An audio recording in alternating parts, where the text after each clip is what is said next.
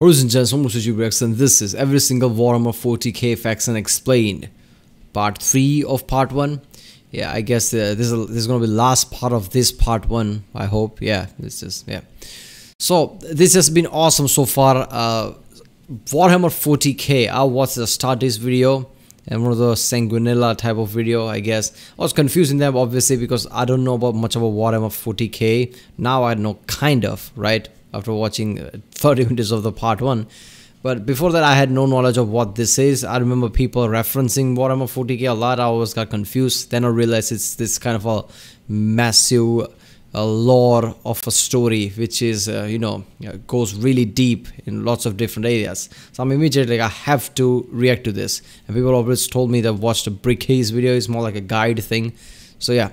So far, he talked about Imperium of Men, which is kind of this empire of humanity, right? And there is this emperor who's a psyker who can manipulate the warp and, chaos, things like that. And he was so powerful that he and his sons, Primarchs, basically ruled over galaxy, right, in lots of areas. But Chaos Gods basically corrupted half of his sons, right, Primarchs, and created this kind of war, basically. What was the name of the war? I forgot. Yeah, they created this kind of a war. In that war, basically, Emperor was screwed up so badly that he's just this husk of a decaying, I guess, body that is slowly dying. So if the people don't sacrifice 1,000 souls a day, he will die.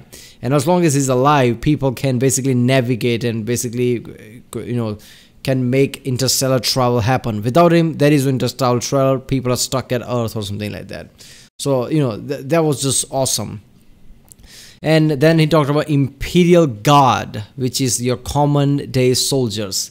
Basic armor, basic weapons, but what makes them more terrifying, that their number is ridiculously high. When they attack, the earth shakes and everything. The crust move because their artillery is so much that it shakes the entire planet. So they are damn badass because of their simplicity. They are just simple soldiers, but there are so many that they are effective. Then there was this Space Marines, which are kind of like a special division of this super soldiers who wear this power armor and everything, and where they are way too OP. Different legions of the Space Marines are under different Primarchs, and I guess it reflects the Primarchs how their ability is, right? So that's just badass. And he said how OP their Space Marines are. And after Space Marine, there were this mechanical people, right, from Mars, who basically creates all the stuff that Imperium of Man uses, everybody uses in that empire. So they believe in different type of god, a machine god, rather than calling Emperor god. They believe Emperor being powerful and everything, but they don't believe him as a god. They believe a mechanical god as god, right? Heresy basically. But Imperium of Man can't do anything because they need equipment. Which I felt like that was one of the best stories from this already. Like Imperium of Man being so fanatical, so extremist, but they have to make exception for these people because they literally make their equipment, which was just fucking awesome. And obviously they have to pray for their equipment for it to work, and apparently it works. So yeah, that is something. And then there was this nuns, right? Nuns of the church type of thing that they created. I forgot the name of that too. For that church type of thing they created for the emperor. They're nuns of that who defend the faith, kills the heretics and things like that. And their mind is so strong because of this. Their warp and chaos cannot manipulate their mind. So they're really terrifyingly powerful because of that. So that was awesome. Then there was the Grey Knights, which are like Space Marine but way too OP. They are psychers. Every 1,000 Space Marines, there is one Grey Knight among them, or something like that. So they are even more powerful than Space Marines, basically. So that is just, damn awesome how they are psychers and they fight demons and things. And now we are going with what? Imperial Knights. I guess another version, another, I guess, category of how badass these different ranks are. This is so awesome and deep. I'm already loving this Warhammer 40k. and this different space marines, Grey Knights. Oh, there's also space Imperial Knights. The more and more powerful figures are coming now, which is fucking awesome. So let's watch it. Do you like gigantic walkers the size of homes or medium-sized buildings? Do you want to kill heretics, but you want to kill like 40 of them per turn? Do you want a gigantic old-school knight noble house style of walkers with giant chainsaw arms? Then you got Imperial Knights.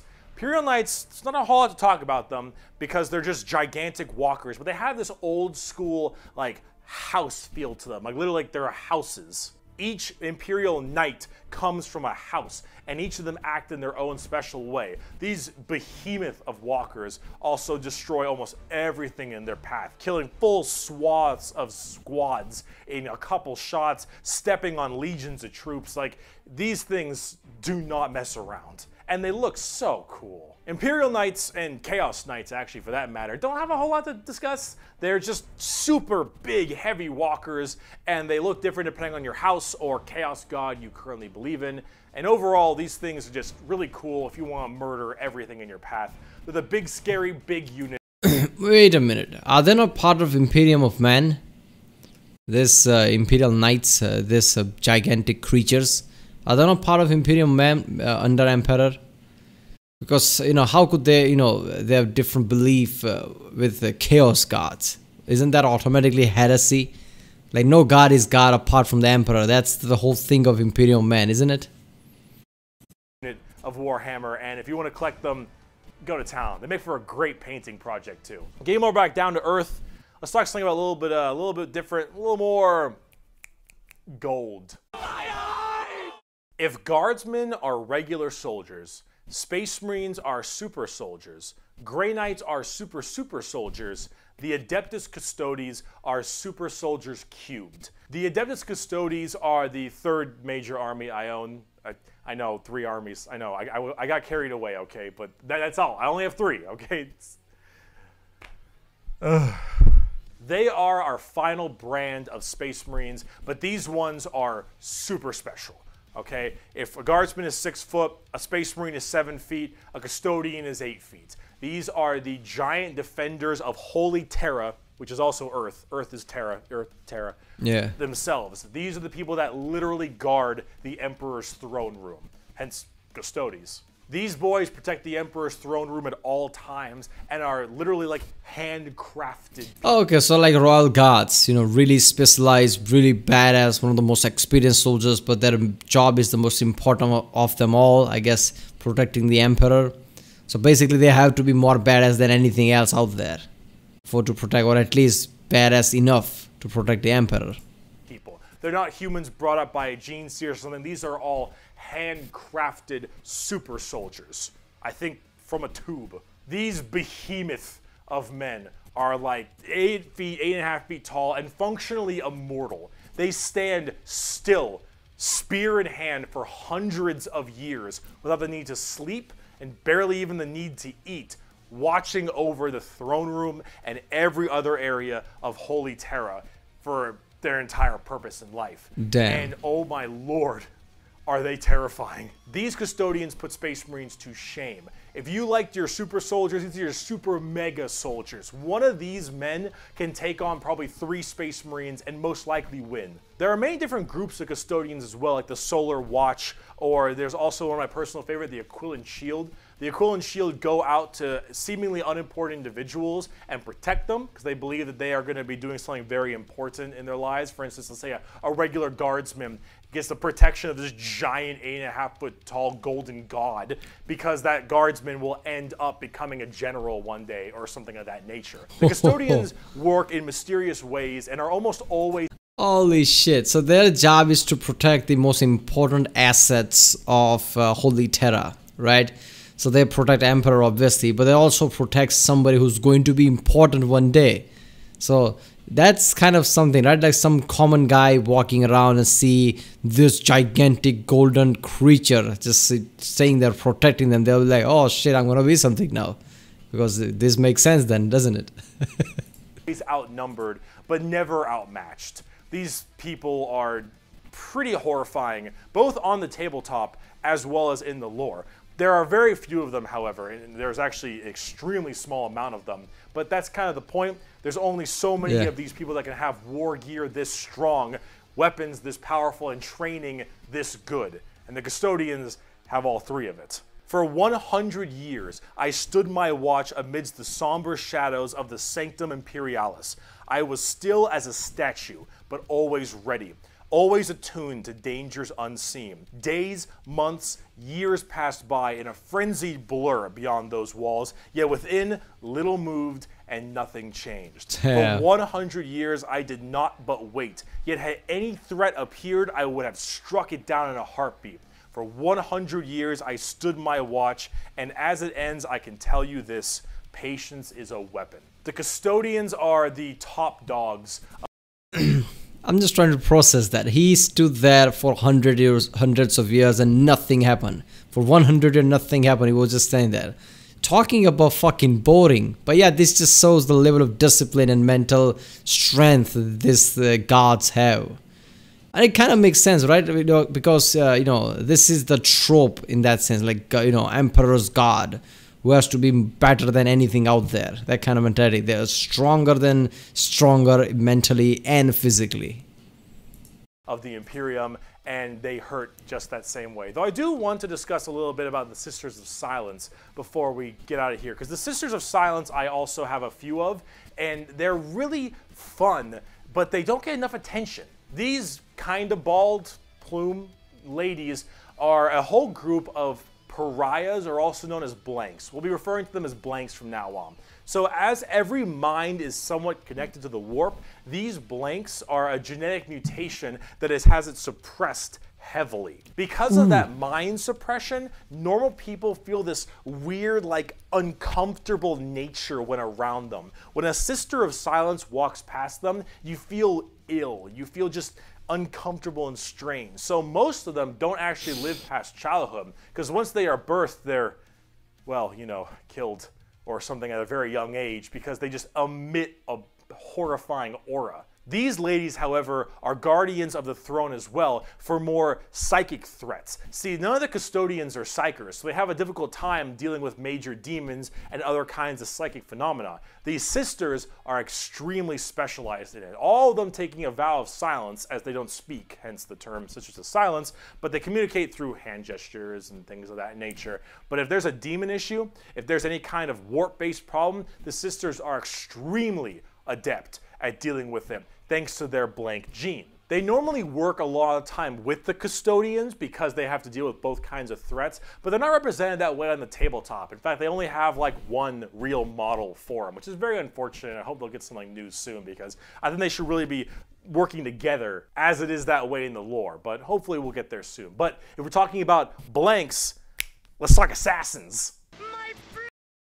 Alright, seriously though, why aren't they so famous? I mean, that is just right up the alley, right? They fight the demons of the warp, because Custodians can't. I mean, that shit is cool, right? They are like, Emperor's God, but for demons. And the story is really, fucking deep and dark. That, they are born, but they, when they're born, they don't have connection with the warp as much. So everybody has connection with the warp. So to them, they feel like anomalies. So they suddenly start to feel like something's wrong here. They are not right. Start to feel ill. That's why lots of them don't even survive childbirth, because people kill them. God, that's dark. That is really fucked up when I try to process that. But yeah, they just walk by you and you feel something weird because you are connected to the warp, but they are not. So it's like they're an anomaly in this world or something like that. But that makes them really, really strong when it comes to any warp-related enemies, right? Because nuns are those nuns that we just saw before. Those nuns are, really mentally strong. These are not mentally strong, but, because they don't have to be. They don't have a connection to warp. Or even if there is, it's extremely suppressed. So they don't have to have discipline and, mental strength to keep everything going. They don't need all that shit. They're already detached, so they are extremely effective when it comes to any creatures from the warp. That is just awesome story. been a long video. We're about to round it out. We got this and one more human thing, and then we're done. The assassins, though, the Officio Assassinorum, oh boy, these people are deadly. Yeah, they're called assassins. They should be, but oh man, these people will mess you up. So these are from the Officio Assassinorum, a very special organization, and they are handpicked by the Grand Master of the Officio Assassinorum from the, what was it called? Schola Progenium. It's basically an orphan school. Your parents got murdered by demons or something, you get sent to this and you get trained to be whatever. Tempestus Drop Troop, an Inquisitor maybe even. Maybe you get a blank gene and you get thrown into the Sisters of Silence, or sometimes you just disappear. When you are taken, however, you go to one of 4 temples because the Assassinorum works in the temple style of things. These temples are the Vindicare, Caluxus, Calidus, and Eversor temples. Let's start with the Vindicare. I'm far away. I've been sitting here for 3 weeks. Poof! The Vindicare temple is the main sniper-based temple. Gigantic sniper rifles for all these assassins. Their whole point is to be able to be in a spot and sit there, eye and scope, for weeks, waiting for the perfect target, taking people out from literal miles away after extremely long time periods. The Vindicare temple is about precise, perfect aim. There have been reports of Vindicares being able to single out particular body parts from over 2-3 miles away. Temples in the head, the jugular, for instance, and been sitting there after weeks. And when they're ready, take that shot, time is done, packs them up. The Calidus temple, however, is a lot more about shape-shifting and deviant art. It's mostly a female-based one, or at least it seems to be, and this allows a lot of body augmentation for certain individuals to be able to kind of transmorph themselves and infiltrate areas that are problems. These assassins will end up taking missions that take them years, 2-3 years, to infiltrate a heretical group and slowly work their way up, just to get enough time to put a bullet into the main target's head and then escape unharmed. Ooh, I like this. The first one was your classic assassin sniper hitman style thing, right? Immensely accurate, which I fucking love. Whenever anything comes with a, precise sniper who's just, that badass, can kill anybody from 3 miles away, that's just fucking badass, right? But these are more like infiltrators, right? Who infiltrate, like a spy game. We infiltrate some certain factions, blends in, and when the time is right, they strike. Or become the main target and sabotage it from within. These are all completely about deception, mind tricks, polymorphing, and everything in between. And lots of drawings, lots of drawings. The Eversor Temple, just kind of disturbing one. The Eversor Temple is about when you don't want anything to come back alive, friend or foe. You want it all dead. And Eversor is psychogenically conditioned with just psychotherapy and psychological torture to only feel violence, hatred, and anger. It does the Clockwork Orange style of thing of just making you forced to watch never-ending pain and misery and psycho conditioning, I guess is the term. And then they pump you full of tons of psychedelic drugs and they cryo-freeze you. And then they drop you in an area where they just want to make sure everything is dead. And then you defrost, full of just all this insane, mind-boggling psychotherapy and psychedelic drugs, and you just go to town. Yeah, if you don't care if anyone comes back alive. You're like, all right, lost cause, send them in. Finally, there's the most bizarre temple, the Oh god, that's an assassin, what he just said. Feels like a fucking super weapon, like, brainwashed, fucking, fucked in the head super weapon.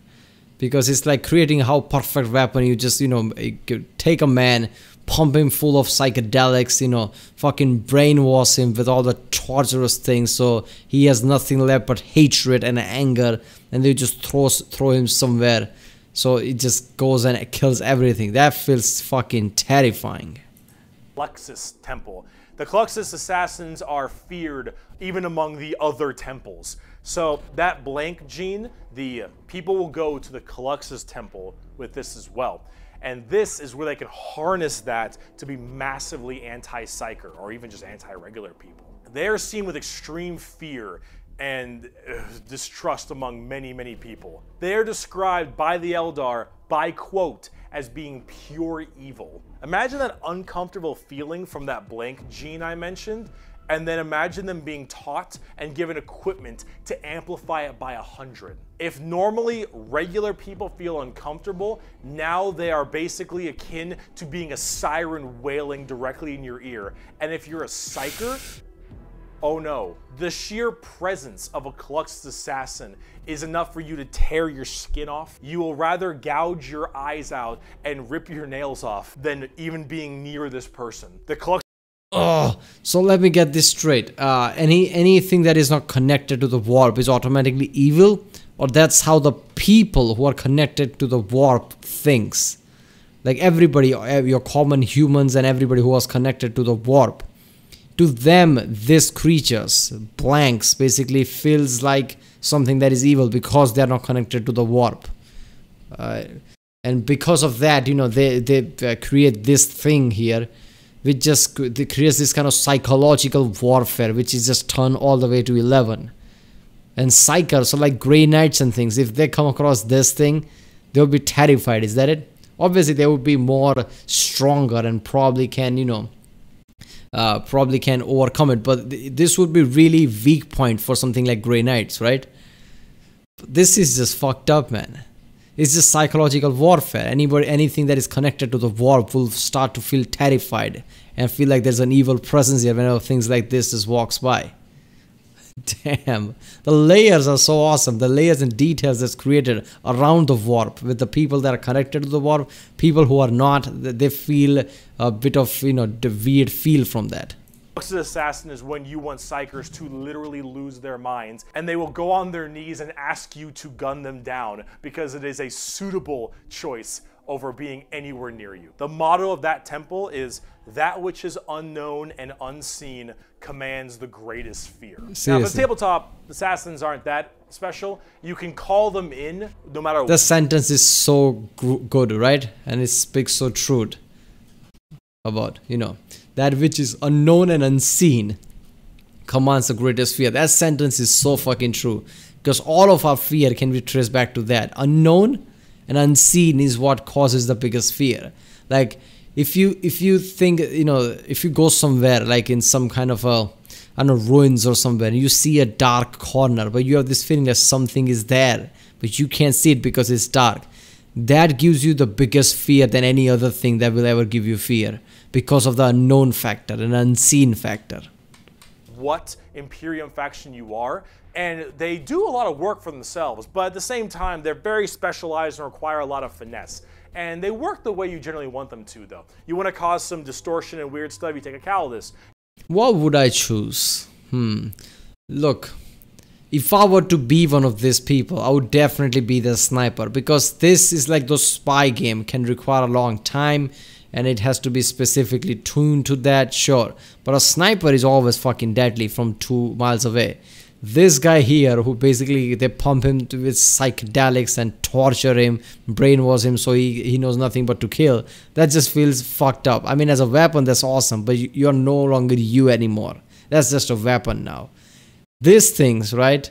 I mean, these things work perfectly against anybody who's like psych or connected to the warp and things like that. But I'm pretty sure they would start to feel, I don't know, against Space Marines or something like that, who would feel that they are terrifying, but they are not psychers like Grey Knights. So Space Marine could fuck things up, like fuck this thing up here, right? So I would be sniper, I think. I don't know. You want to just murder swaths of infantry and then blow up Eversor. You want to kill that one guy, Vindicator, and if you have a lot of psychers, Caluxus. It's a nice little like jack of all trades if you have a specific thing you want to kill. And you get to choose which is really fun. But now, let's talk about the last human faction. We can round this video out before we do part 2, the Inquisition. And we have a lot to talk about with them. Well, on the subject of heresy! Oh boy. Where do I even begin with the Inquisition? Take every secret police you can think of. the KGB, the Gestapo, the CIA, FBI, any of these kinds of people.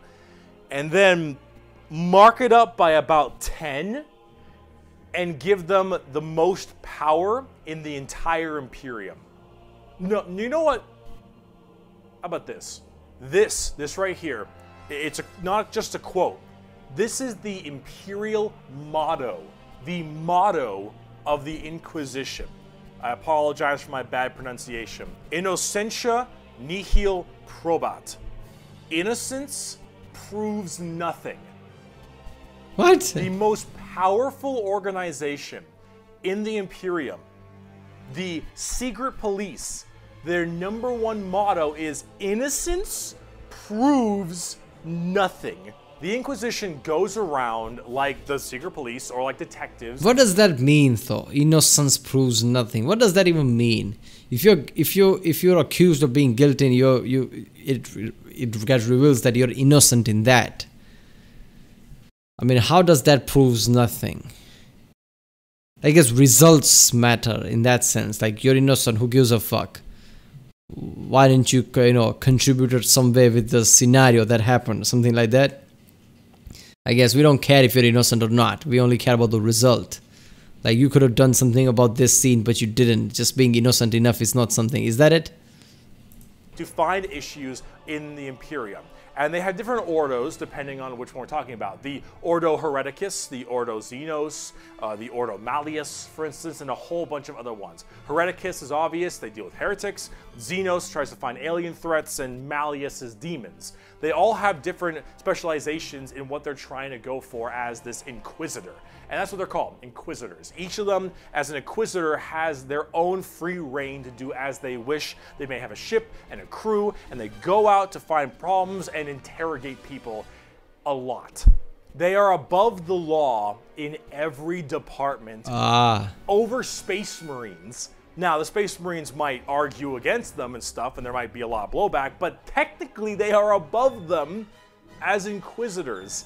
They are looking to investigate and figure out coups and cults and demonic incursions and possible Xenos issues like gene stealers or a new threat coming into an area. They're about learning that stuff and actually doing detective work. And memes aside, they're pretty good at it. The Inquisition having all of this power does make them a little bit power hungry and frantic sometimes. And yes, it is still a bad thing, but most of them are pretty good at their job. And they spend a lot of time being very diligent to make sure that all of these leads they follow are proper and correct. They're basically space detectives with just enormous power and sometimes a bit of a power complex. And we haven't even talked about Exterminatus yet. Exterminatus. Yeah, so basically Inquisitors, these are more like a police, like he said, investigation type of group, like secret service type of thing. So far, what we talk about Space Marine things, you can call them as like a military, right? Imperial Guards are your common military, Space Marines are more your specialized version of that with power armor and shit. Grey Knights are the Space Marine but more powerful, right? They are psychers and things. They're all division of military in a way who goes to battle or something. Inquisitors are more like your investigation secret police type of thing, where there are instance of some like something happened here, so they go there, investigate and deal that accordingly, I guess. And they are like a special forces, like how Spectres are in Mass Effect. Like they don't answer to, I guess, anyone, right? They have that kind of power, so they can investigate things without, I guess, getting stopped somewhere. Like Space Marines can't stop them. Other soldiers, Grey Knights, whatever, they can't stop them. They have their own authority to do whatever is necessary. Exterminatus is deeming a planet unfit to be saved. I deem that this planet is demon infested and taking it back will cost too many resources and is not worth it. I have now committed Exterminatus on this planet. I will now sign the death warrant of an entire Imperium planet as it is unfit to take and better to be destroyed than allow the enemy to hold it. This can mean saturation bombardment, this can mean cracking the planet's core and breaking it apart. Doesn't matter, render this planet inhospitable to all life. Yes, the innocence proves nothing people are the only people who can choose this planet must die in its entirety. Yeah, you're playing the villain. Now it is memed a lot, but most Inquisitors... Alright, wait a minute. I mean, I figured that when he says innocence proves nothing. Didn't I say it like results matter, who cares if you're innocent or not? That's their mentality. So basically a planet is infested by demons at a level that the resources are just not there to save it. What do you do at that point? Let the demons fester and I guess get out and affect other places? No. So you have to make an uncomfortable decision there to I guess kill the entire planet and all the population in it. Now obviously at the time, the arguments can be made like, what about all the innocent people? You're gonna kill them? But the reality here is this is the grim and dark reality that we don't have resources and we can't just let demons go. So what should we do? Kill the planet. So that's where it comes from. Innocence proves nothing. It's all about results, I guess. And that's what they do here. Damn, that is fucked up. Now, yeah, the argument here is, what is their, how is their thought process? How easily they deem a planet, a planet to doom or something like this. Planet is not deemed, I don't know. This planet cannot be saved or something like that. How often, how quickly they come to that judgment? Do they exhaust all the options that there are? Or, because of all the power that they have and how their motto is innocence proves nothing, they are so hardcore and dark that even if, they don't try to explore all the options, right? If general approach does not work, they just kill the planet. Is it how that's how it is? Because if it's a just job and they check out all the options that is available and still comes out nothing, then they kill the planet. That's understandable. That's necessary thing. And that's fucked up because you killed an entire planet of life. But there was no other option. Then it's necessary. But how quickly they decide to kill a planet, that's the question. Inquisitors are very rare to do Exterminatus. Exterminatus is a very crazy thing. There's only so many worlds that you don't want to destroy all of them. Now, naturally, with the memes aside, there are some people who are a little bit rough on this one. But most Inquisitors generally don't like to do Exterminatus a ton, but it is an option they have. There you go. And it's a crazy option when you think about it. Secret Police Inquisition are unfortunately not represented on the tabletop very much. You generally kind of put one in your army if you feel like it. You have a couple special options there and some side content, but they're not really fleshed out very well, and personally they need a lot more stuff put in there, and they really need a lot more effort put into them, and they're not quite where I want them to be. Overall, the Inquisition makes for a lot of the best storytelling as well, because it's a little bit hard to talk about a big story of a whole bunch of Space Marines killing something. Right? It's just a big battle story. It's not as interesting. Having that intrigue and that moral dilemma that an Inquisitor has makes for a lot better media. And honestly, the more people do it, I think it's better, because then it adds a little more humanity to the Warhammer horrible, horrible grim darkness. And wow, we just finished the humans, all right? Come back for part 2 when we talk about Chaos and Xenos, because we got to talk about the 4 Chaos Gods and all the Chaos Marine Legions and the Tau and the Necrons and the Orcs, and oh boy, we got a lot. I'll see you in part 2.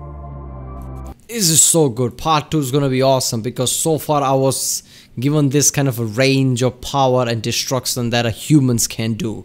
But what about their counterparts? How powerful they are, Chaos Gods and everything. This is gonna be fucking awesome.